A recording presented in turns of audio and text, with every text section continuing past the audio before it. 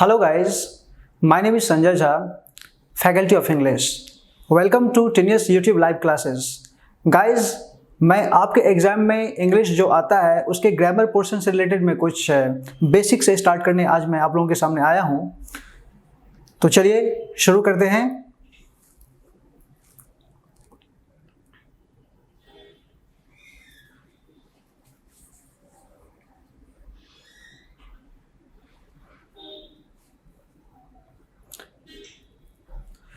Guys, grammar में बिल्कुल basic से मैं आपको बताने जा रहा हूं ताकि छोटे छोटे एरर्स भी आप एग्जाम में पकड़ पाओ। तो चलिए कुछ फैक्ट्स हैं उनको जानते हैं। जैसा कि हेडिंग इसमें लिखा हुआ है, primary concepts of English grammar. What is a sentence? Actually English language में होता क्या है, हम सेंटेंस ही लिखते हैं या सेंटेंस को बोलते हैं, और एरर जो आता है लिंग्विस्टिकली एरर पूछा जाता है। ग्रामर एरियाज में बहुत सारी चीज़ें हैं, सिनोनिम्स हैं, एंटोनिम्स हैं, वो सब आगे चर्चा करते रहेंगे क्लास में। तो ग्रामर पे थोड़ा सा मैं बेस बता दूं आपका। What is a sentence? Definition है, a group of words which makes a complete sense is called sentence. A group of words which makes a complete sense is called a sentence. शब्दों के ऐसे समूह जिससे पूर्ण अर्थ की अभिव्यक्ति हो जाए उसे हम सेंटेंस कहते हैं, वाक्य कहते हैं। मैंने ध्यान दीजिए, मैंने क्या कहा? शब्दों के ऐसे समूह जिससे पूर्ण अर्थ की अभिव्यक्ति हो जाए, पूरा मीनिंग निकलेगा, उसे ही हम वैसे ही सेंटेंस को वाक्य कहेंगे, अन्यथा वाक्य नहीं होगा। एग्जाम्पल देखिए, Ashoka was a great emperor. Ashoka एक महान सम्राट थे। इसमें कितने वर्ड्स हैं? 1 2 3 4 5। There are 5 words in this sentence, so it gives the complete meaning. It is a sentence. Next sentence, next example, India is progressing day by day. 1 2 3 4 5 6. There are altogether 6 words in the sentence and it is giving us a full meaning, clear meaning. So this is a sentence. One more example, my father loves me so much. जैसा कि पूरा अर्थ निकल रहा है कि मेरे पिताजी मुझे प्यार करते हैं, मुझे बहुत प्यार करते हैं। My father loves me so much. There are 6 words. 1 2 3 4 5 6. आपने क्या देखा? यहाँ पे majority of words हैं, यहाँ पे a group of words तो हैं और इनका मीनिंग भी निकल रहा है, इसलिए इसको हम सेंटेंस कह सकते हैं। लेकिन मैं आपको कुछ बताता हूँ टेक्निकली। जैसे कुछ किताबों में लिखा रहता है और कुछ स्टूडेंट्स उनको पढ़ते हैं कि a group of words is called sentence, a group of words is called sentence. ये बिल्कुल गलत है। For example,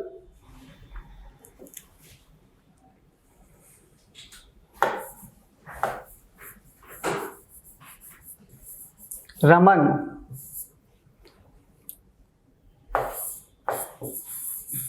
Delhi pen, comma दे भी सकते हैं, कॉमा हटा दें। ग्रुप ऑफ वर्ड्स की बात जहां पे हो रही है, जहां पे बुक में लिखा हुआ है। चलिए 1 मिनट के लिए कॉमा हटा देते हैं, कॉमा को हटा देते हैं। अब बात करते हैं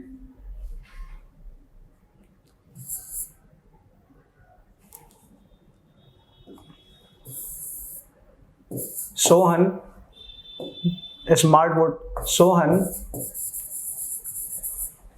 1 2 3 4 5, 1 2 3 4 वर्ड्स है यहाँ पे, ये दिल्ली।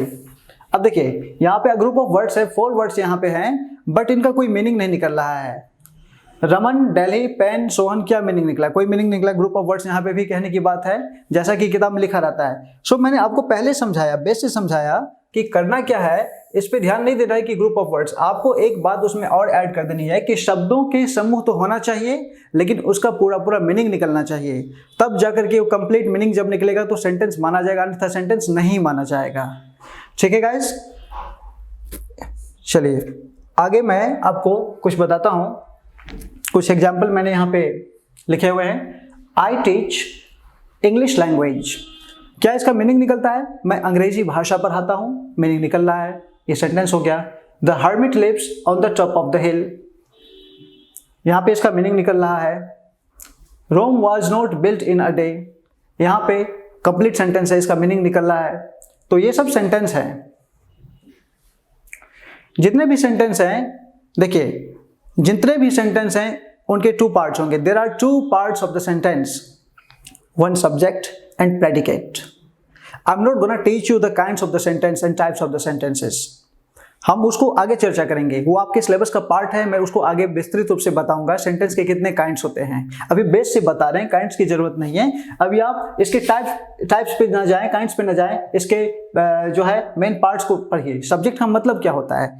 सब्जेक्ट का मतलब तो अगर मैं वर्ड्स को देख करके बताऊं तो प्रजा होता है, पहला मीनिंग ये हो गया। सेकेंड मीनिंग विषय वस्तु हो जाता है। बट ग्रामर में सब्जेक्ट का मतलब होता क्या है एक्चुअली? हिंदी में लिखा हुआ है कर्ता या उद्देश्य कह सकते हैं इसको, और प्रेडिकेट का मतलब विधेय होता है। और ये सब्जेक्ट क्या होता है? Let me clarify you, a word और a group of words about which something is said is called subject. जिसके बारे में कुछ कहा जाए उसे सब्जेक्ट कर्ता कहते हैं। हम जिनके बारे में जिक्र करेंगे, वेदर लिविंग थिंग्स और non living things, it will be a subject. हम जिनके बारे में चर्चा करेंगे वाक्य का वही सब्जेक्ट हो जाएगा, चाहे व्यक्ति हो या वस्तु, सजीव हो या निर्जीव, लिविंग हो या नॉन लिविंग या लाइफलेस। ओके, द पर्सन्स और the things about which we are discussing is called subject. The persons और the things about which we are discussing is called subject. हम जिनके बारे में चर्चा करेंगे, फॉर एग्जाम्पल यहाँ पे देखिए, India is a great nation, तो यहाँ पे जिक्र किसका है? इंडिया का है। इंडिया यहाँ पे क्या हो जाएगा? सब्जेक्ट हो जाएगा। इंडिया यहाँ पे सब्जेक्ट हो जाएगा, सब्जेक्ट है आपका, because we are talking about India. Similarly, my teacher teaches me. We are discussing about my teacher. So in this sentence, my teacher is a subject. Teacher के बारे में जिक्र कर रहे हैं, ये टीचर क्या हो जाएगा? सब्जेक्ट हो जाएगा। Birds fly in the sky. Birds क्या हो जाएगा यहाँ पे? सब्जेक्ट हो जाएगा, because we are discussing about birds. जिनके बारे में चर्चा करेंगे वाक्य का वही सब्जेक्ट हो जाएगा। चलिए, सब्जेक्ट समझ में आ गया होगा। I hope you will understand properly subject. ध्यान रहे, जिसके बारे में कुछ कहा जाए। देखिए इसमें भी क्या होता है, कुछ किताब में लिखा है one who does the work is called subject. काम करने वाले को कर्ता कहते हैं। That is not the complete definition guys, that's not a complete definition. अगर ऐसी बातें हैं तो मैं थोड़ा आपको बताऊं, अगर इस तरह से बुक में जो लिखा रहता है ऐसी बातें, तो मैं आपको बताता हूं। जैसे आप यहां पे देख रहे हैं, आई टीच इंग्लिश लैंग्वेज, यहाँ पे आई सब्जेक्ट हो जाएगा। इसी प्रकार से the hermit lives on the top of the hill, सन्यासी पर्वत चोटी के ऊपर रहता है। द सन्यासी यहाँ पे क्या हो जाएगा? द हर्मिट क्या हो जाएगा? सब्जेक्ट हो जाएगा। Rome was not built in a day, Rome का निर्माण एक दिन में नहीं हुआ, रोम क्या हो जाएगा? यहाँ पे सब्जेक्ट हो जाएगा। अब बुक में क्या लिखा होता है? One who does the work. बच्चे सब पढ़ते हैं, आप लोग में से बहुत सारे स्टूडेंट्स पढ़ रहे होंगे कि काम करने वाले को कर्ता कहते हैं। जैसे मैंने बहुत सारे स्टूडेंट्स को पूछा कि व्हाट इज सब्जेक्ट कहते हैं, जो काम करता है कर्ता। Ram writes a letter, Ram subject हो गया, ऐसे बता देता है। ठीक है, उसमें काम है, मैं मान लिया। लेकिन अगर मैं आपसे बोलूं कि Nepal is a small country, Nepal क्या है? छोटा देश है। इसमें कौन सा काम हो रहा है? इस सेंटेंस में बताइए कि क्या एक्शन है? कोई एक्शन नहीं है, नॉन एक्शन है, कोई काम नहीं, नॉन फंक्शनल सेंटेंस है। It's not a functional sentence. फिर भी इसमें सब्जेक्ट तो है, जिक्र करें नेपाल के बारे में। सो मैंने आपको बताया कि जिसके बारे में चर्चा करेंगे वही वाक्य का सब्जेक्ट हो जाएगा, वेदर लिविंग थिंग्स और non living things. Got it?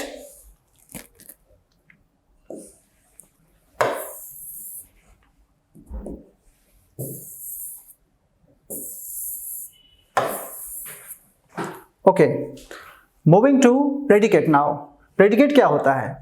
Predicate किसे कहते हैं? प्रेडिकेट कहते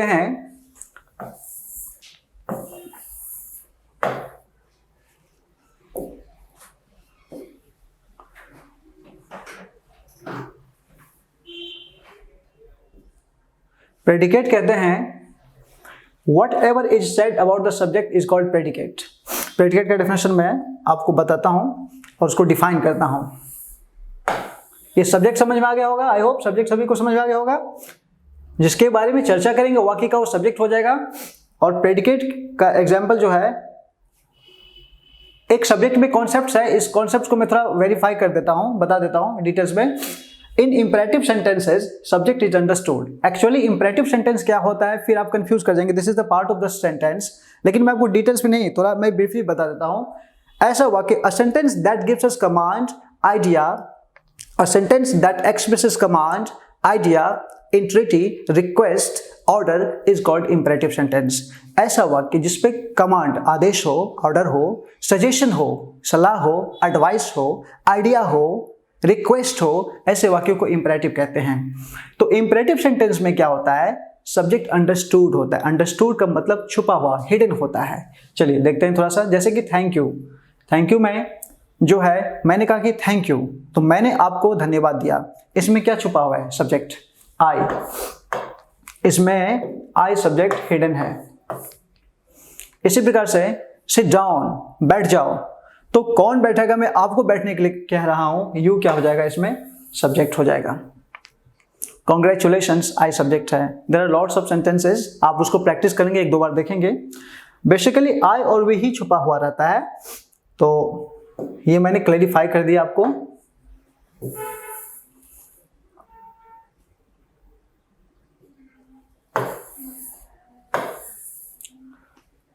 अगर मैं आपसे एक क्वेश्चन देता हूं, अगर मैं आपको ये बोलूं कम ऑन,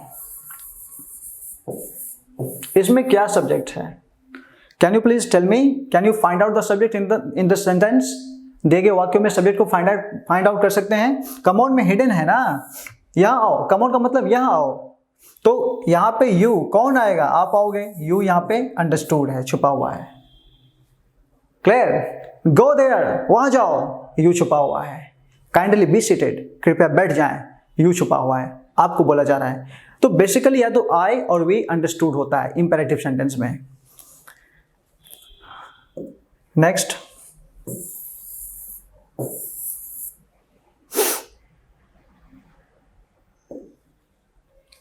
प्रेडिकेट।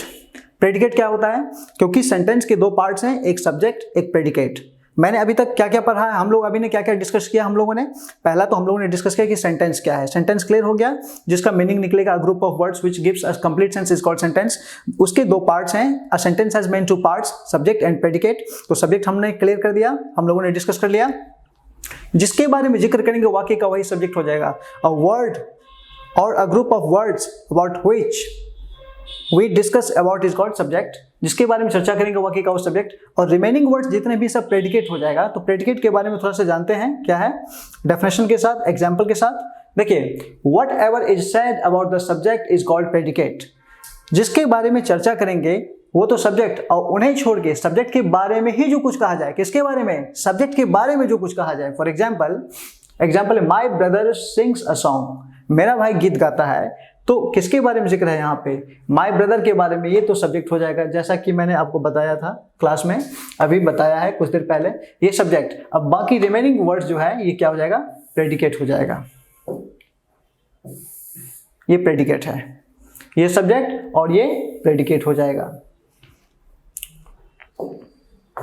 इसी प्रकार से आगे का जो सेंटेंस है, सम मोर एग्जाम्पल में, he goes to office, he subject है, बाकी रिमेनिंग वर्ड्स क्या हो जाएगा, प्रेडिकेट हो जाएगा। Lord Rama went to the forest, भगवान राम वनवास को गए, भगवान राम सब्जेक्ट है, बाकी क्या है, प्रेडिकेट है। The hermit lives on the top of the hill, the hermit subject है, बाकी remaining words of the sentences are called predicate. Similarly, one more example, Rome was not built in a day.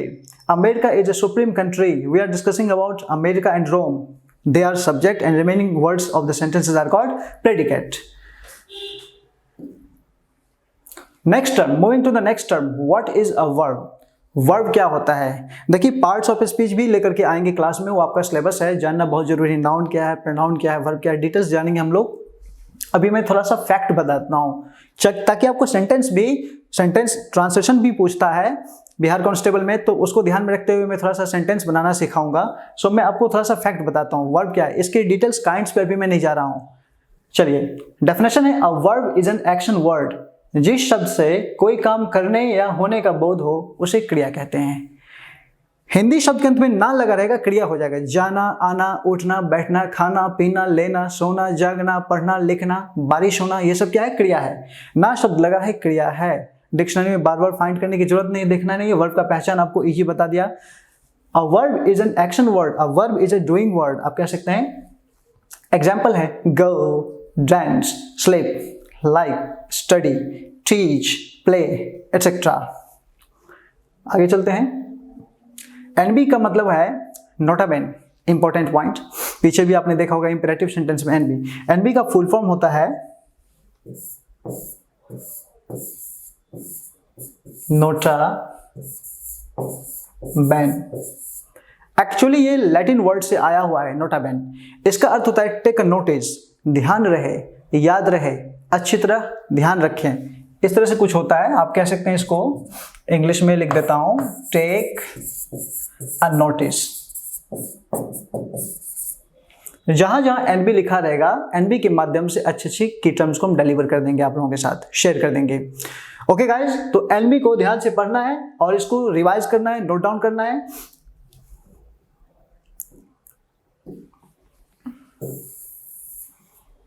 तो अभी चर्चा हम लोग कर रहे थे कि वर्ब के कितने फॉर्म्स हैं। Verb can be said to have 5 forms called tenses of verbs. Verb की 5 फॉर्म्स हैं। 5 फॉर्म्स बेसिकली वर्ब्स के होते हैं, बट आपको 3 फॉर्म्स पे कमांड करना है, 3 फॉर्म्स को लर्न करना है। उसके भी कुछ तरीके हैं, कुछ रूल्स उसके लिए भी हैं जो हम बताएंगे आपको। फिलहाल मैं समझता हूं, आपको समझाता हूं कि वर्ब के जो 5 टाइप्स हैं ये क्या क्या हैं। वर्ब के फर्स्ट फॉर्म में गो, सेकेंड में वेंट, वर्ब का थर्ड फॉर्म गोन, गोइंग, गोज। 5 फॉर्म्स है, गो, went, gone, going, goes। 5 forms। There are 5 forms of the verb called tenses of verb। इसको बुक में प्रेजेंट, पास्ट, पास्ट पार्टिसिपल के नाम से मिल जाएगा ग्रामर की बुक में। और 3 फॉर्म्स आपको लर्न होना चाहिए। एक में आईएनजी जोड़ेंगे, उसको लर्न करने की जरूरत नहीं है, और एक में एस और ईएस जोड़ करके वर्ब का 5th फॉर्म का फॉर्मेशन कर देते हैं। चलिए देखते हैं। जैसा कि आप देख पा रहे हैं यहाँ पे वर्ब का 5th फॉर्म के लिए क्या है, एस और ईएस, 2 चीजें आई है यहाँ पे। तो एनबी, फिर नोट अ बेन, नोट के माध्यम से मैं आपको बताता हूं, a verb ending in s. कहां पे एस जोड़ेंगे, where to add s and where to add es. S और ईएस दोनों का प्रावधान है जोड़ने के लिए।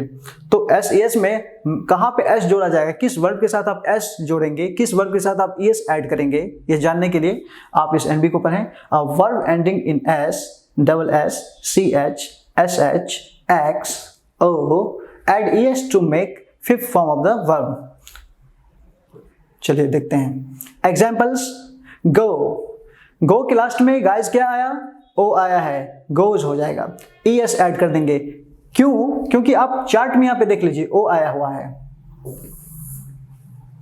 जिस वर्ब के लास्ट में इन सब में से कोई भी एक लेटर आ जाए, ईएस आएगा, ध्यान रहे, अन्यथा नहीं आएगा, अन्यथा सिर्फ एस जोड़ देंगे। ऐसा वर्ब्स जिसके लास्ट में इन सब में से कोई भी एक लेटर आ जाए, उसमें आप ईएस ऐड करेंगे, अन्यथा सिर्फ एस ऐड करना है आपको। गो, गोज। टीच, टीच के लास्ट में तो सी एच आ रहा है, टीचेज, ईएस जोड़ देंगे। Catch, catches. इसी प्रकार से अगर मैं बोलूं मिस, डबल एस आ गया, क्या हो जाएगा, ईएस ऐड कर देंगे, मिसेस हो जाएगा। बहुत बड़ी बात नहीं है, बस आपको इस एनबी को ध्यान में रखना पड़ेगा।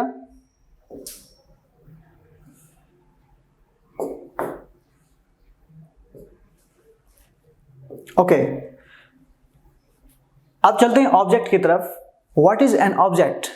ऑब्जेक्ट आप लोग पढ़े होंगे, ऑब्जेक्ट क्या होता है, कर्म कहते हैं उसको हिंदी में। अ नाउन और pronoun that comes just after a verb और प्रेपोजिशन इज कॉल्ड ऑब्जेक्ट। ऐसा नाउन या प्रोनाउन, ऐसा संज्ञा या सर्वनाम जिसका प्रयोग वर्ब के बाद या प्रेपोजिशन के बाद करें, वही ऑब्जेक्ट कहलाता है। ऐसा नाउन या प्रोनाउन जिसका यूज वर्ब के बाद या प्रेपोजिशन के बाद करें, उसे हम ऑब्जेक्ट कहते हैं। एग्जाम्पल देखिए, फादर टेक्स कॉफी। यहां पे जो कॉफी है, कॉफी को ऑब्जेक्ट कह सकते हैं, क्योंकि कॉफी क्या है, यहाँ पे नाउन है। क्या है, ये नाउन है और इसका यूज हुआ है टेक वर्ब के बाद। कॉफी किसके बाद आया, the noun coffee comes just after the verb take, therefore it may be considered as an object. Got it, समझ में आ गया। इसी प्रकार से here coffee is an object because it is used after the verb. The teacher teachers grammar, grammar क्या है? Last में। आप ये मत देखिए कि लास्ट में पहले, ऐसा कुछ नहीं है। लास्ट में ऑब्जेक्ट इंग्लिश लैंग्वेज में लास्ट में होता है, हिंदी में पहले आता है, ठीक है। तो अभी हम लोग इंग्लिश की चर्चा कर रहे हैं। The teacher teachers grammar, grammar object है, लेकिन लॉजिक क्या है, कैसे ऑब्जेक्ट समझ में आएगा? तो इसके पीछे लॉजिक ये है, इसका लॉजिक ये है कि इसे हम समझेंगे ऑब्जेक्ट इसलिए क्योंकि ये नाउन है और इसका यूज किसके बाद हुआ है? इसका यूज जस्ट टीच वर्ब के बाद हुआ है। डेफिनेशन में मैंने क्या बताया कि जिस संज्ञा या सर्वनाम का प्रयोग, जिस संज्ञा या सर्वनाम का प्रयोग किसके बाद हो? वर्ब के बाद हो या प्रेपोजिशन के बाद हो, उसे हम ऑब्जेक्ट कहते हैं। ओके,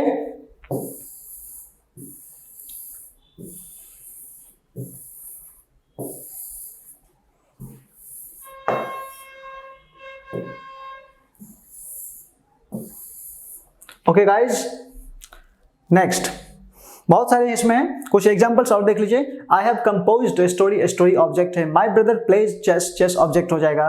माई फादर सर्वेंट कुक्स फूड, मेरे पिताजी के नौकर क्या करते हैं? खाना बनाते हैं। यहाँ पे फूड क्या हो जाएगा? ऑब्जेक्ट हो जाएगा, because we are discussing about food. We are discussing about, we are talking about object and object is here food because food is a noun, it's a noun and it is used just after the verb cook, therefore it may be considered as an object. Okay, चलिए ये terms I hope clear हो गया होगा। Object है, फिर से एक बार मैं रिकैप कर देता हूं। ऐसा नाउन या प्रोनाउन जिसका प्रयोग वर्ब के बाद हो या प्रेपोजिशन के बाद हो। प्रीपोजिशन गलत प्रोनाउंसिएशन है, प्रेपोजिशन, प्रेपोजिशन। ऐसा नाउन या प्रोनाउन, ऐसा नाउन या प्रोनाउन, ऐसा संज्ञा या सर्वनाम जिसका प्रयोग वर्ब के बाद या प्रेपोजिशन के बाद करते हैं, उसे क्या बोलते हैं? ऑब्जेक्ट कहते हैं। चलिए नेक्स्ट टर्म में चलते हैं। अब what is an auxiliary verb? अतिरिक्त क्रिया क्या होता है? एक्चुअली अतिरिक्त क्रिया जो है नाम दे दिए गए हैं, इसको दे दिया गया है। असल में इसका नाम है सहायक क्रिया, मैंने इसका नाम अतिरिक्त क्रिया दे दिया क्योंकि हमारे भी किसी सर ने बताया कि कभी संजय तुमने गौर किया है कि हेल्पिंग वर्ब का मतलब सहायक क्रिया होता है और एक्सुलरी वर्ब का मतलब भी सहायक क्रिया कैसे हो सकता है? मैंगो का मतलब आम, एप्पल का मतलब आम कैसे हो जाएगा?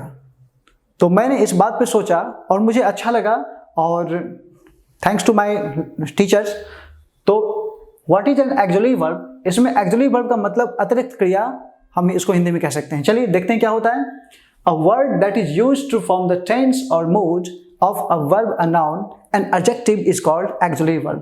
जिस शब्द का प्रयोग वर्ब, नाउन, एडजेक्टिव के साथ आकर टेंस का फॉर्मेशन करे या मूड का फॉर्मेशन करे, ऐसा शब्द जिसका प्रयोग वर्ब, नाउन, एडजेक्टिव के साथ आकर, एडजेक्टिव गलत, एडजेक्टिव प्रोनाउंसिएशन एडजेक्टिव होगा।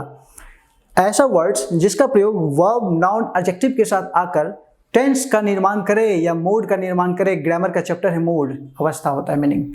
तो ऐसा वर्ड्स किसके साथ? देखिए देखते हैं, वर्ब के साथ, नाउन के साथ, एडजेक्टिव के साथ आकर के टेंस का फॉर्मेशन करे या मूड का फॉर्मेशन करे, ऐसे वर्ड्स को एक्सुलरी वर्ब कहते हैं।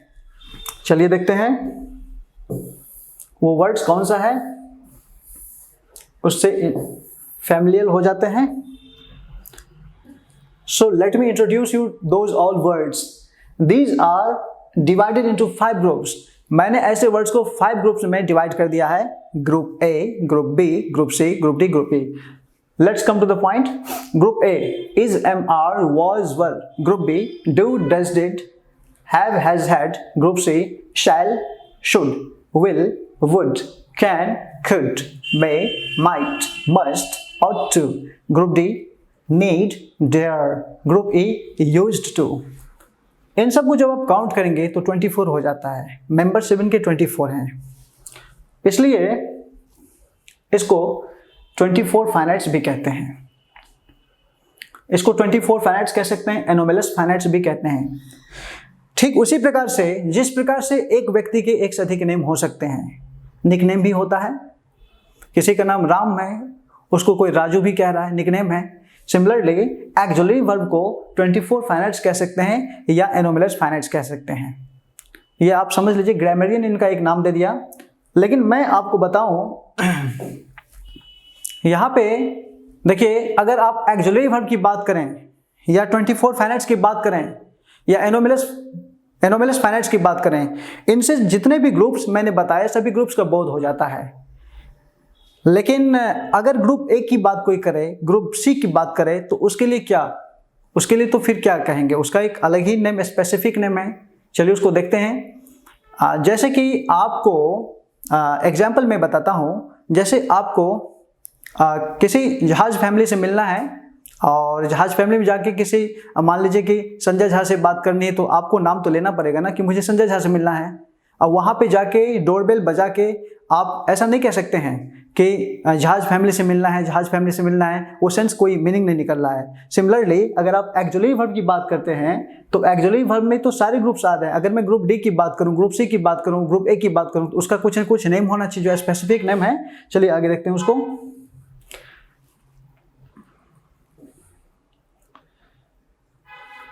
ग्रुप ए, देखिए ग्रुप ए को वर्ब टू बी कहते हैं। ग्रुप ए में is, am, are, was, were, is, am, are, was, were. Group A को वर्ब टू बी कहा जाता है। ग्रुप बी को हेल्पिंग वर्ब कहते हैं। Group B is considered as a helping verb. Do, does, did, have, has, had. Helping verb किसके? Do, does, did, have, has, had. School में teacher, madam, इजमार को भी हेल्पिंग वर्ब कह देते हैं। ऐसा नहीं है, उसका नाम वर्ब टू बी है, वर्ब टू बी है।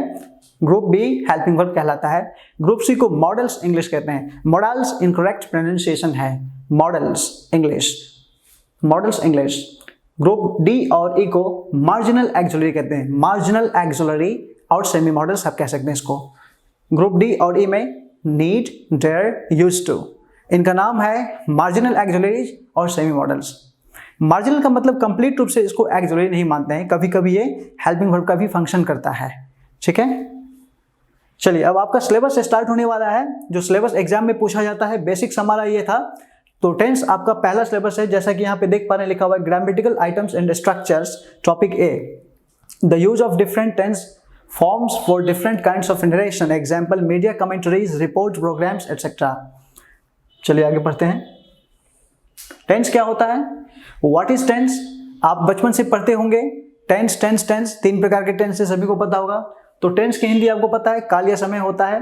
What is tense? The word tense comes from Latin words tempus which means time. Tense words की जो ओरिजिन हुई है, डेरिवेटिव हुई है, लैटिन भाषा टेम्पस से हुई, जिसका अर्थ क्या होता है? टाइम होता है, टाइम। और डेफिनेशन की बात है, एक डेफिनेशन मैंने छोटा सा यहाँ पे आपके लिए दे दिया, एन एक्शन और स्टेट शोइंग इट्स डिग्री और स्टेट इज टेंस।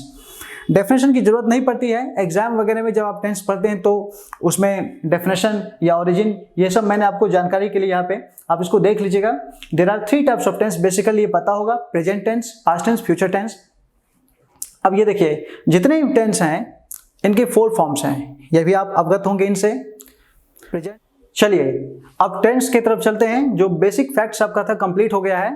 टेंस पढ़ना बहुत जरूरी है। तो टेंस में व्हाट इज टेंस, जैसा यहाँ पे लिखा हुआ है, यहाँ पे ओरिजिन मैंने बताया है, the word tense comes from the Latin word tempus which means time. Latin भाषा के टेम्पस शब्द से टेंस की उत्पत्ति हुई है, जिसका अर्थ टाइम होता है। और छोटा सा एक डेफिनेशन मैंने दिया हुआ है, एन एक्शन और स्टेट शोइंग इट्स डिग्री और स्टेट इज टेंस। डेफिनेशन और डेरिवेटिव की कोई जरूरत नहीं है एग्जाम में। टेंस का एलिमेंट समझिए, उसके काइंड्स को समझिए, उसके स्ट्रक्चर को समझिए और उसके आइडेंटिटी को समझिए, ताकि आप ट्रांसलेट कर सकते हैं और एरर को फाइंड कर सकते हैं। चलिए देखते हैं। जैसा आपको पता है, पढ़े होंगे कि there are 3 types of tense. Tense के 3 प्रकार हैं, present tense, past tense, future tense. Each tense is divided into main 4 different forms. प्रत्येक टेंस को मुख्य 4 भागों में बांटा गया है। फर्स्ट है indefinite slash simple, second continuous slash imperfect slash progressive, third perfect, fourth perfect continuous. ये 4 प्रेजेंट के फॉर्म्स हैं, पास्ट के भी फॉर्म्स हैं और फ्यूचर के भी फॉर्म्स हैं। 4 3 are 12 tenses. There are altogether 12 tenses in English language. Let's understand. थोड़ा इसको समझिए, इसके वेरिएशन को समझिए। जैसे कई बार होता है, किसी किताब में आपको मिलेगा present simple, present simple, it means ये सिंपल प्रेजेंट टेंस ही है। अगर आपको दे दिया जाए इसके बदले, किसी किसी बुक में आप देखेंगे मिल सकता है आपको present indefinite, present indefinite,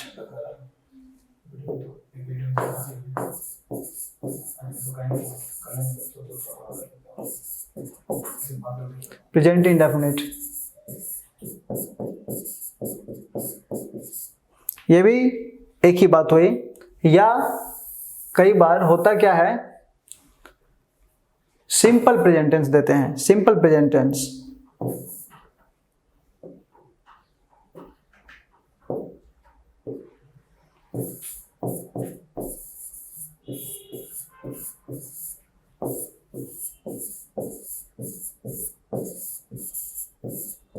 simple present tense. तो कंफ्यूजन की कोई बात नहीं है, प्रेजेंट इंडेफिनिट और सिंपल प्रेजेंट टेंस और present simple matter is the same. Similarly present continuous tense और प्रेजेंट इम्परफेक्ट और प्रेजेंट प्रोग्रेसिव, इसी तरह से प्रेजेंट परफेक्ट कंटिन्यूअस टेंस। इसी प्रकार से पास्ट का हो जाएगा past indefinite, simple past tense, past continuous, past imperfect, past progressive, past perfect continuous. Future indefinite, simple future tense, future continuous, future imperfect, future progressive, future perfect continuous tense. तो चार सभी के फॉर्म्स हैं। तो study करते हैं, first को study करते हैं, सिंपल प्रेजेंट टेंस देखते हैं। Simple present tense, identity, identification. जैसे 12 टेंस हैं तो 12 के अलग अलग आइडेंटिटी हैं, और जिस प्रकार से कोई उत्तर प्रदेश का है, कोई बिहार का है, कोई हरियाणा का है, उसकी क्या पहचान है, उसका आधार कार्ड, उसका वोटर आईडी। सिमिलरली जो 10, 12 हैं, इनके जो अलग अलग आइडेंटिटी है, आइडेंटिटी से पहचाना जा सकता है। देखते हैं सिंपल प्रेजेंट टेंस आपने पढ़ा होगा, ताहूं, तीहूं, तेहूं, ये सब एक्सेट्रा इसकी आइडेंटिटी है। अब आइडेंटिटी से आपको हेल्प मिलेगा सिर्फ ट्रांसलेट करने में आपको आइडेंटिटी से हेल्प मिलेगा। स्ट्रक्चर देखते हैं, affirmative, subject plus V1/V5 plus object. Affirmative का मतलब है सिंपल, सकारात्मक। आपको मैं थोड़ा इजी लैंग्वेज में समझाता हूं, ऐसा वाक्य जिसमें नहीं का प्रयोग न किया गया हो, क्या, क्यों, कब, कैसे का प्रयोग नहीं किया गया, तो वाक्य अफर्मेटिव कहलाता है। दुनिया का कोई भी सेंटेंस होगा, नो या नोट जोड़ने से नेगेटिव बन जाएगा। क्या से स्टार्ट है, इंट्रोगेटिव है। अफर्मेटिव किसे कहते हैं, सिंपल सेंटेंस को अफर्मेटिव कहते हैं। अच्छा, अब इस स्ट्रक्चर को मैं एक्सप्लेन करता हूं। इसके लिए आपको पर्सन जानने की आवश्यकता है। There are 3 types of person, present, first person, second person और थर्ड पर्सन। तो पर्सन को मैं बताता हूं। स्ट्रक्चर को सब्जेक्ट प्लस V1 अर्थात वर्ब का फर्स्ट फॉर्म, स्लैश या ऑब्लिक कह सकते हैं, V5 प्लस ऑब्जेक्ट। ऑब्जेक्ट पीछे क्लियर है, मैंने बताया हुआ था अभी। अब इसको एक्सप्लेन करते हैं।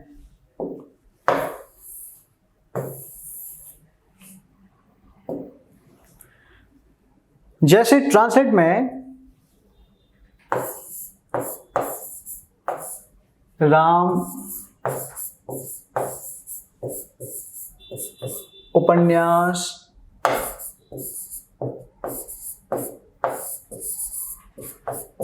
पढ़ता है, ये सेंटेंस है, इसको ट्रांसलेट करना है। तो ट्रांसलेट कैसे करेंगे, सबसे पहले आप चेक कीजिएगा आइडेंटिटी, टेंस की आईडी चेक करने से पता चलेगा। सेकेंडली आप क्या चेक करेंगे, सेकेंडली आप सब्जेक्ट देखिए, कोई पर्सन क्या है उसका सब्जेक्ट, इसको यहां पे लिख देता हूं, पर्सन देख लीजिएगा, जो पर्सन होगा वही हमारा सब्जेक्ट हो जाएगा। पहले में आईडी चेक करना है। पहले क्या चेक करना है, आईडी चेक करना है। सबसे पहले कोई भी सेंटेंस ट्रांसलेट करना हो हिंदी टू इंग्लिश, तो सबसे पहले आईडी चेक करना है, उसके बाद पर्सन चेक करना है, और थर्ड में आपको क्या चेक करना है, सेंटेंस क्लास। सेंटेंस क्लास क्या है उसका, अफर्मेटिव है तो अफर्मेटिव का स्ट्रक्चर यूज होगा, नेगेटिव है तो नेगेटिव का स्ट्रक्चर यूज होगा, इंट्रोगेटिव रहेगा तो इंट्रोगेटिव, सबका अलग अलग स्ट्रक्चर है, आगे पढ़ेंगे। तो मैं थोड़ा बताता हूं अफर्मेटिव के बारे में।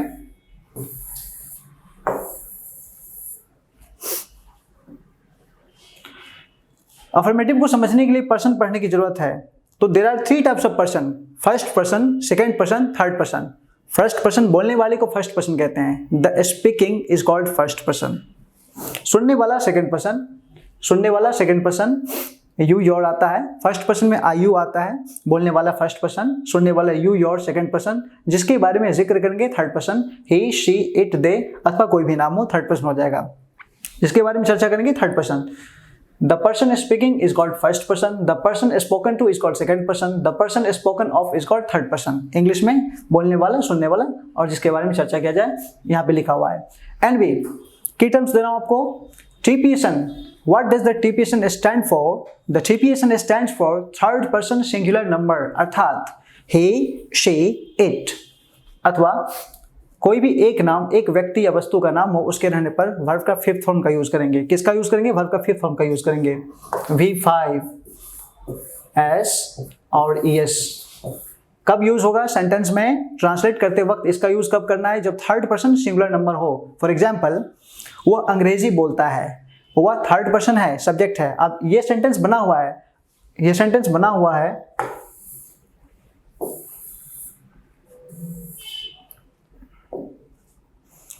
वह थर्ड पर्सन है। यहां पे आपने ये लिख दिया, आईडी पता चल गया, ताहू तहती है एग्जाम्पल। और जैसे बोलता है, ही स्पीक्स, स्पीक क्यों नहीं आया? क्योंकि वह कौन सा पर्सन है? थर्ड पर्सन है। और रूल क्या है? टीपीएसएन, ध्यान रखिएगा की टर्म है TPSN, TPSN, third person singular number. He speaks English. बाकी में आप हमेशा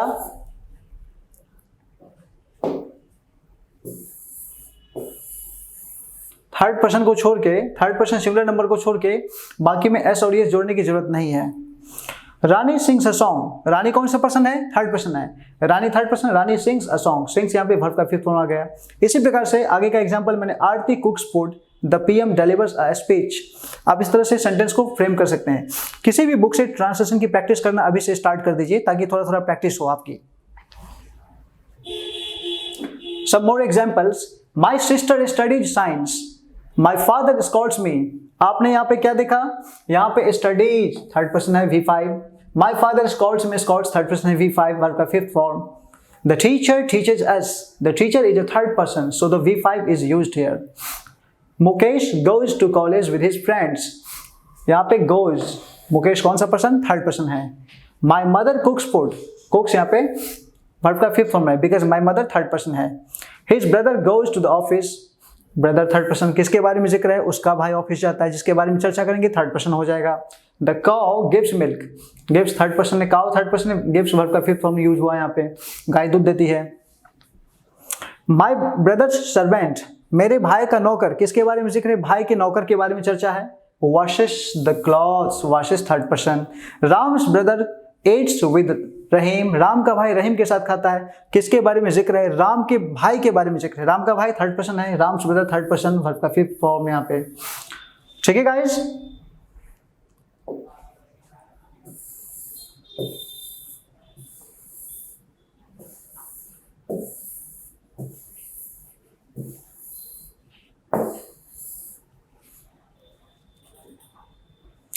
नेगेटिव में ये अफर्मेटिव क्लियर हो गया होगा। इसका स्ट्रक्चर था subject plus V1/V5 plus object. अब आते हैं नेगेटिव की तरफ। नेगेटिव का स्ट्रक्चर है subject plus do does plus not plus V1 plus object. Same rule है, मैंने आपको की टर्म्स दे दिया, वही की टर्म्स काम करेगा। एंड भी है थर्ड पर्सन सिंगुलर नंबर, टीपीएसएन के रहने पर डज का यूज कर देंगे। गाइस अफर्मेटिव में वर्ब का फिफ्थ फॉर्म लगाते थे और यहाँ पे डज का यूज कर देंगे, नॉट लगा के आपका नेगेटिव सेंटेंस बन जाएगा। थोड़ा सा इसमें समझने की जरूरत है आपको। वेरिएशन स्पोकन इंग्लिश में और रिटन इंग्लिश में कहाँ पे होता है? आपको रिटन इंग्लिश पे फोकस करना, बिकॉज आप एप्लीकेंट्स हैं, आप एग्जाम में बैठेंगे। She does not study, she कौन सा पर्सन है? थर्ड पर्सन है। ही शी इट थर्ड पर्सन है। यहाँ पे डज नॉट स्टडी, यहाँ पे आपने क्या देखा? डज का यूज मैंने कर दिया बिकॉज शी कौन सा पर्सन है? थर्ड पर्सन है। Mister John does not tell a lie, John झूठ नहीं बोलता है। तो जॉन कौन सा पर्सन है? थर्ड पर्सन है। जिसके बारे में जिक्र करेंगे थर्ड पर्सन हो जाएगा। तो यहाँ पे डज का यूज मैंने कर दिया। Similarly my mother does not scold me, मेरी माँ मुझे नहीं डांटती है, मेरी माँ थर्ड पर्सन जिसके बारे में चर्चा हो थर्ड पर्सन हो जाएगा, यहाँ पे डज का use. Your friend doesn't appear at the exam, यहाँ पे डज का use, your friend third person है। Priya does not write a letter, यहाँ पे डज का यूज कर दिया मैंने बिकॉज प्रिया थर्ड पर्सन है। ठीक है गाइज, तो समझ में आ गया होगा कि कहां पे डज का यूज करेंगे, थर्ड पर्सन सिंगुलर नंबर के रहने पर डज का यूज कर देंगे। इंट्रोगेटिव में do oblique does plus subject plus one plus object plus question mark, इसको ऑब्लिक या स्लैश कह सकते हैं, do slash does plus subject plus V one plus object plus question mark. तो डज का यूज अभी मैंने बताया था कि थर्ड पर्सन सिंगुलर नंबर के रहने पर डज का यूज करेंगे। एग्जांपल है डज ही कम हियर, क्या वह यहाँ आता है, वह थर्ड पर्सन है, डज का यूज यहाँ पे कर देंगे।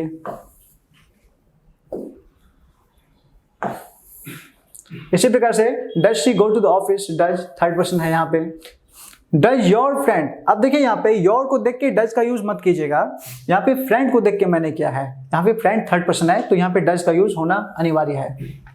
Does he like to play football, यहाँ पे डज का यूज होना जरूरी है बिकॉज ही कौन सा पर्सन है, थर्ड पर्सन है। बट ध्यान दें, but Simran and Priya do not go to college, यहाँ पे मैंने डू का यूज कर दिया, कारण कि यहाँ पे थर्ड पर्सन तो है, सिमरन भी है प्रिया भी है, किंतु ये प्लूरल है। रूल है guys TPSN, third person singular number के रहने पर ही हम डज लगाएंगे, अन्यथा डू का यूज कर देंगे। तो यहाँ पे डू का यूज करेक्ट है। Aman and Raman do not play cricket, do का यूज करेक्ट है यहाँ पे, क्योंकि अमन भी थर्ड पर्सन है, रमन भी थर्ड पर्सन है, किंतु ये क्या है, प्लूरल है, बहुवचन है, plural. Singular means one, plural means more than one.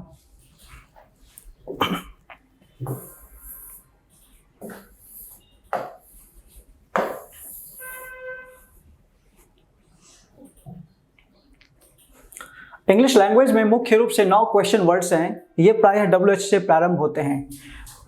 How अपवाद है, एक्सेप्शन है। There are 9 question words in English language. चलिए देखते हैं। व्हाट, H साइलेंट होंगे, what, when, which, where, who, whom, whose, why, how, ये 9 हमारा WH फैमिली है। इसके अतिरिक्त कुछ अन्य और क्वेश्चन वर्ड्स हैं जिन्हें फॉर्मेटिव क्वेश्चंस कहते हैं। फॉर्मेटिव जो 9 WH फैमिली हैं उन्हीं से डेरिवेटिव हुए हैं। जैसे एग्जांपल में at what time, what for, और for what, how many, how much, how long, till when, since when, ये सब जो 9 WH फैमिली हैं उन्हीं से डेरिवेटिव हुई है, उन्हीं से ये बनाया गया है, इसलिए इसका नाम क्या हो गया, फॉर्मेटिव क्वेश्चन इसको कहते हैं। चलिए देखते हैं, थोड़ा स्टडी करते हैं क्या होता है ये। WH फैमिली के बाद जो WH फैमिली से रिलेटेड स्ट्रक्चर हैं वो क्या हो जाएगा, WH, यानी WH फैमिली क्वेश्चन वर्ड हो गया। उसके बाद do slash does plus subject plus one plus object plus question mark. इसी प्रकार से WH फैमिली प्लस नेगेटिव के लिए WH plus do slash does plus subject plus not plus one plus object plus question mark. इस NB को समझ लीजिए guys. क्या से वाक्य प्रारंभ हो तो इंट्रोगेटिव स्ट्रक्चर पर अनुवाद किया जाता है। जो आप ट्रांसलेट करेंगे उसमें समझ लीजिए, जब क्या से सेंटेंस स्टार्ट होगा तो ट्रांसलेट हमेशा इंट्रोगेटिव स्ट्रक्चर पे करेंगे। क्या वह जाता है, डज ही गो, क्या तुम आते हो, डू यू कम, क्या वह पढ़ता है, डज ही रीड, क्या से स्टार्ट है तो इंट्रोगेटिव पे बन जाएगा। किंतु इसमें क्या लिखा है, किंतु जब क्या वाक्य में सब्जेक्ट के बाद आए तो वाक्य में व्हाट का प्रयोग किया जाता है। क्या से जब प्रारंभ हो तो इंट्रोगेटिव स्ट्रक्चर, उसमें व्हाट मत लगाइए। कुछ लोग क्या देख करके ही व्हाट लगा देते हैं। क्या से स्टार्ट रहेगा तो इंट्रोगेटिव स्ट्रक्चर पे, और क्या जब सेंटेंस में सब्जेक्ट के बाद आए, सब्जेक्ट के बाद जब आए तो उसमें व्हाट का यूज करेंगे। देखते हैं फॉर एग्जाम्पल, जैसे क्या वह खाता है, क्या से स्टार्ट है यहाँ पे, क्या वह खाता है। अब क्या से स्टार्ट है, इसका मतलब यहाँ पे व्हाट का यूज नहीं करेंगे। क्या से सेंटेंस स्टार्ट है, क्या वह खाता है, डज का यूज कर देंगे। क्यों, इंट्रोगेटिव का क्या स्ट्रक्चर है, पीछे हमने पढ़ा होगा। इंट्रोगेटिव का स्ट्रक्चर है do slash does plus subject plus V1 plus object plus question mark. Do does से स्टार्ट है इंट्रोगेटिव, तो इंट्रोगेटिव पे बनेगा सेंटेंस, क्या वह खाता है, डज ही ईट, वह क्या खाता है। अब यहाँ पे देखिए गाइस, यहाँ पे क्या का यूज सब्जेक्ट के बाद कर दिए, क्या से स्टार्ट नहीं है सेंटेंस, जस्ट सब्जेक्ट के बाद क्या रख दिए, इसलिए यहाँ पे व्हाट का प्रयोग करेंगे। अब यहाँ पे WH फैमिली का स्ट्रक्चर आएगा जो होता है WH plus do does subject V1 object question mark, ये WH का स्ट्रक्चर अब आ जाएगा। इस प्रकार से some more examples, what does he eat, वह क्या खाता है, what do you read, तुम क्या पढ़ते हो, where do you live, तुम कहाँ रहते हो। अब how does she study, how से मैंने कुछ sentences बना दिए, कैसे वह पढ़ती है, how much milk do you drink, कितना दूध तुम पीते हो, at what time does she come here, what for do you go there, किस लिए तुम वहाँ जाते हो। तो ये जो क्वेश्चन मैंने बनाया WH फैमिली के लिए, मैं कुछ एग्जाम्पल्स आपको दे दिया। आपको ध्यान रखना है कि जब क्या से स्टार्ट होगा तो हमेशा इंट्रोगेटिव स्ट्रक्चर का यूज करेंगे, और जब क्या वाक्य में सब्जेक्ट के बाद आएगा तो व्हाट का यूज कर देंगे।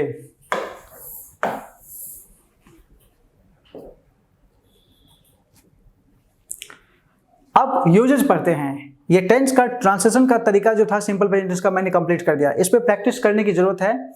कुछ क्वेश्चंस मैं आपको किसी क्लास में दे दिया करूंगा और आप किसी भी बुक से प्रैक्टिस करना शुरू कर दें। Simple present tense basis sentence आप बनाना शुरू कर दें। Uses of simple present tense, इसके यूज को जानते हैं। Use number 1, it is used to express routine actions, अर्थात सिंपल प्रेजेंट टेंस का प्रयोग रूटीन एक्शंस को बतलाने के लिए करते हैं। डेली रूटीन जो भी होता है उसको बतलाने के लिए सिंपल प्रेजेंट टेंस का यूज करते हैं। For example, I get up at 4 o'clock, मैं 4 बजे उठता हूँ, ये मेरी क्या है, रूटीन है। When do you get up, तुम कितने बजे उठते हो, एक क्वेश्चन मैंने बना दिया।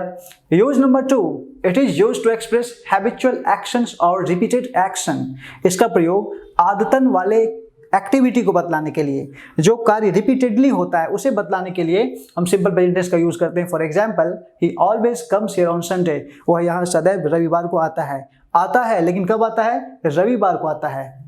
ये रिपीटेड एक्शन है यहाँ पे। I read a newspaper every morning, मैं हर सुबह न्यूज़पेपर पढ़ता हूँ, ये मेरी क्या है, आदत है। तो रिपीटेड एक्शंस को बतलाने के लिए और हैबिचुअल एक्शंस को बताने के लिए सिंपल प्रेजेंट टेंस का यूज करते हैं। Use number 3, it is also use to express permanent action, अस्थाई, और परमानेंट का मतलब अस्थाई, अस्थाई रूप से कोई काम जब हो उसको बतलाने के लिए सिंपल प्रेजेंट टेंस का यूज करते हैं। For example, I come from Bihar, मैं बिहार का रहने वाला हूँ।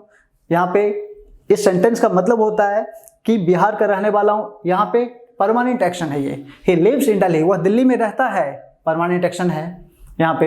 यूज नंबर 4 में है, it is use to make a planned actions fixed programme, पूर्व नियोजित जो कोई कार्य होता है, पहले से कोई कार्यक्रम जब फिक्स हो तो उसको बतलाने के लिए सिंपल प्रेजेंट टेंस का यूज करते हैं। For example, my institute reopens next Monday, यहाँ पे पहले से तय है कब खुलेगा, अगले रविवार को इंस्टीट्यूट खुल जाएगा। The prime minister comes here tomorrow, प्रधानमंत्री कल यहाँ आएंगे, ये पहले से तय है। सुनने में फ्यूचर जैसा लग रहा है लेकिन बनेगा सिंपल प्रेजेंट टेंस पे, क्योंकि ये प्लान्ड एक्शन है, प्री प्लान्ड है, ये पहले से पता है जो काम या पहले से कोई कार्यक्रम फिक्स हो उसको हम सिंपल प्रेजेंट टेंस में रख सकते हैं। रखने को प्रेजेंट कंटिन्यूअस टेंस में भी रख सकते हैं, जब वो पढ़ाएंगे तो उसमें भी मैं ये पॉइंट को मेंशन कर दूंगा, रिकैप करवा दूंगा। फिलहाल सिंपल प्रेजेंट टेंस के यूजेस को मैं बता रहा हूँ। तो इसका भी रूल है कि जो काम पहले से डिसाइडेड है तो उसको हम सिंपल प्रेजेंट टेंस में बनाते हैं।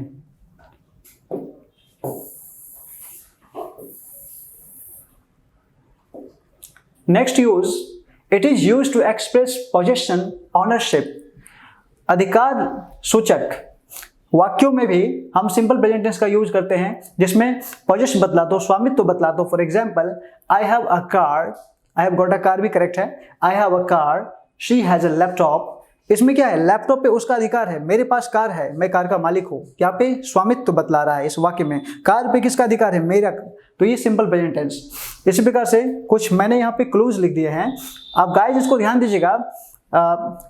The clue verbs for position, अधिकार सूचक कुछ वर्ड्स यहाँ पे लिखे हुए हैं, इस पे एक एक सेंटेंस आप फ्रेम कर लीजिएगा। एग्जाम्पल है, belong to, boast of, carry, consist of, contain, have, hold, include, involve, keep, maintain, own possess. इस पे एक एक सेंटेंस आप फ्रेम कर लीजिएगा। Use number 6, to use media headlines referring to past title. Newspaper में हेडलाइंस पास्ट की घटना को बतलाने के लिए सिंपल प्रेजेंट टेंस का प्रयोग किया जाता है। एग्जाम्पल, मिनिस्टर रिजाइन्स, मंत्री ने त्यागपत्र दिया। मंत्री ने त्यागपत्र दिया सिंपल पास्ट टेंस है। रूल के मुताबिक तो सब्जेक्ट प्लस वर्ब का सेकंड फॉर्म आना चाहिए था, लेकिन क्या आया? सिंपल प्रेजेंट टेंस का यूज किए। इसलिए क्योंकि ग्रामर का ये रूल है कि मीडिया हेडलाइंस में हेडलाइंस जब भी लिखा जाता है या बोला जाता है टेलीविजन पे, तो पास्ट की घटना को प्रेजेंट में व्यक्त किया जाता है। Use number 7, it is use to express general universal truth. चिरंतन सत्य को बतलाने के लिए, जो अटल सत्य है उसे बतलाने के लिए सिंपल प्रेजेंट टेंस का यूज करते हैं। For example, the sun rises in the east, सूर्य पूर्व से निकलता है। यह बात सच है, इसे कोई झुठला नहीं सकता है, इसलिए सिंपल प्रेजेंट टेंस का प्रयोग यहां पे किया गया है। Water boils at 100 degree Celsius, ये बात भी सही है।